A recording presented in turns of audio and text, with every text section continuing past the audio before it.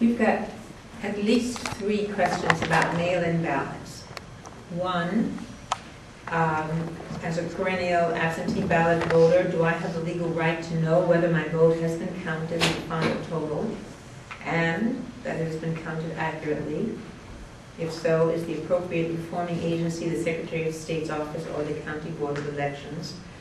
A related one is, since many problems occur at the polling place, what are the legal and policy advantages and disadvantages to the mail-in ballot? Another take on it is that signature verification of absentee ballots causes thousands of votes to be rejected and provides a higher burden to have ballots counted, etc. So can you talk about absentee ballots?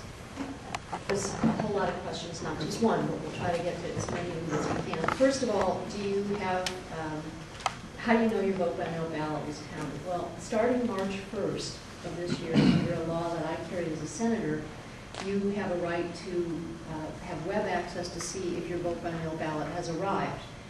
March 1st was a compromise. At the time we chose that date, we had no idea we'd have a February 5th primary, so sorry about that.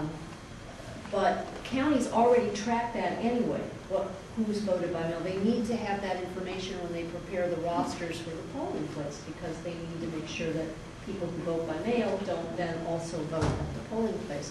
So the county has the information. Starting in June, you will be able to make sure that your ballot actually has arrived. Was it counted? Yes, that's part of the information. Was it counted? Was it counted accurately? There is no way for any citizen who votes in any manner to know whether their ballot specifically was counted accurately, and that's because the vote is present.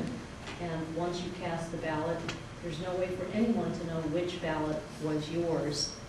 And that secrecy is part of what keeps our system from being subject to coercion. It is the county, as it is with almost everything dealing with election administration, that is responsible for verifying the absentee ballots and counting.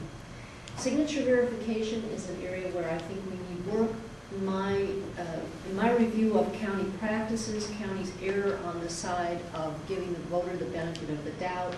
I feel they need to go beyond that and let a voter know if their signature on the ballot does not match the signature on file. Many of us do not have the same signature at age 50 that we had at age 18. We may not have the same signature at age 70 that we had at age 60 or age 50. But the most common issue is when it's clear that one elderly spouse signed for both spouses. That's the most common thing, where it's obvious from the signature. And that's just people not necessarily knowing that the voter has to sign individually. But I think it is something we need to work on, so that people aren't, the potential that someone could vote at every election and never have their vote counted, I just find to be horrifying. Pros and cons. The one big con for me is that you have to pay more attention to the custody and processing of the ballot. I recommend as a best practice that counties who are going to do vote by mail programs, which is required in California, install 24/7 video cameras in any place where anybody has any contact with any vote by mail ballot, and then make the video stream readily available. That will deter any potential insider issues. And we do have evidence that some years ago in a California county that an election insider decided to help someone in a down ballot race. I think it was might have been a county supervisor election, where there was a fairly high incidence of people just not voting at the top and then stopping to vote as they got done. It's ballots where there was no mark on that race. One of the insiders was just helping that candidate out by darkening that bubble.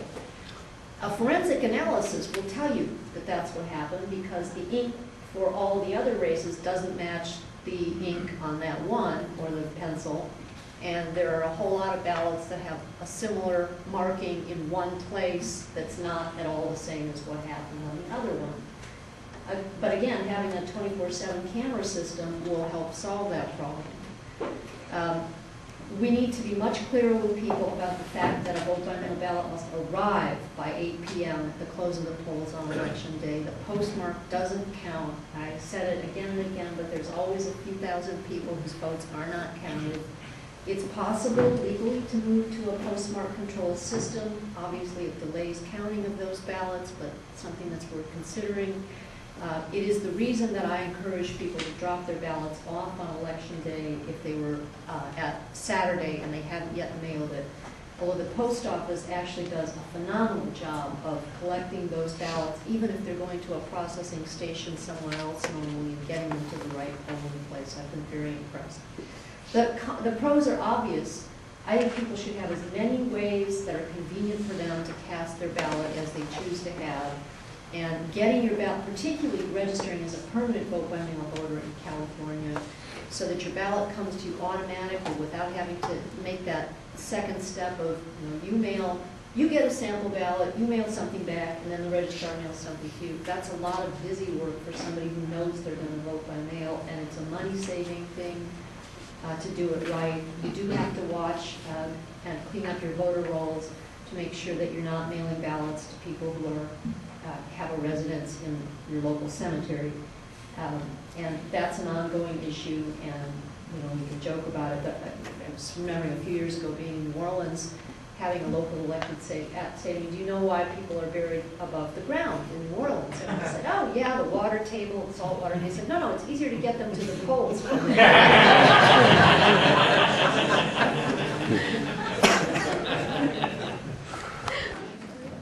I've asked Norma for leave to tell you one thing in closing. Yesterday I had a message from a young man on Facebook who told me that he was concerned about some potential fraud in the signature gathering process of initiative petitions at Sac State, CSUS. I turned the question over to my fraud investigators who went out to the campus today, did some investigation, and determined that the individual in question was a fugitive on a warrant on a previous prosecution by my office for fraudulent signature gathering. And so he was arrested, not by my office, because I have no law enforcement powers. But I tell you this because you have to say something when you see something that's wrong. Without having that person let me know about that, we would not have had this happen today. And when you let someone know and something doesn't happen, don't give up. Just keep doing it. You have ultimately enough power to do everything that we need to do in this democracy. It's not instant. That's not the way the system works. But please, please, do not give up. Exercise your rights. Exercise them again, and then do it again. Thank you.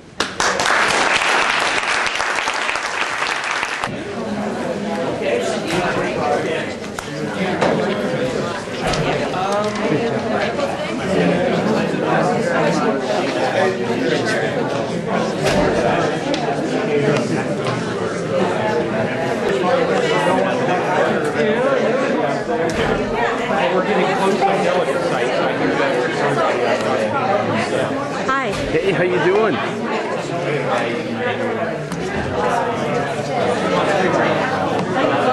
Thank you so much. High five. I grew up.